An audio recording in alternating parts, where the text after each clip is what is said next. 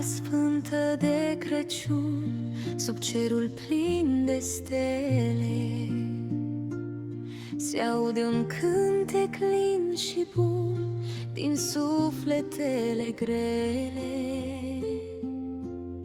Lumina cade peste noi în liniște deplină, și-n ieslea mică între foi se naște o veste divină.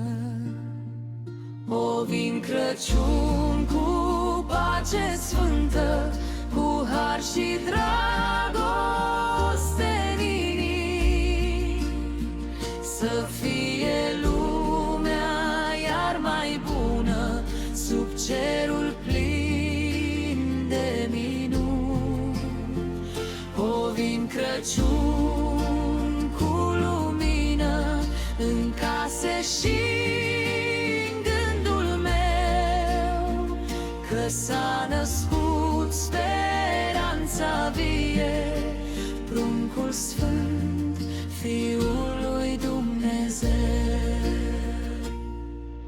Păstorii vin încet smeriți, cu glas de rugăciune. Maria-și pleacă fruntea lin în sfântă plecăciune,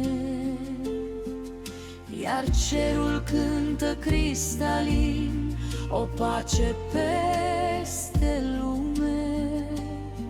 În fiecare suflet plin se aprind din nou un început.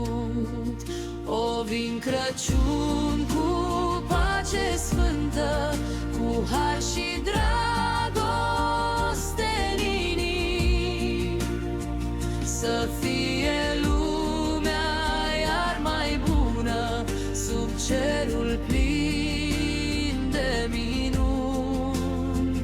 O vin Crăciun cu lumină în case și în gândul meu, că s-a născut speranță vie, pruncul sfânt, Fiul lui Dumnezeu.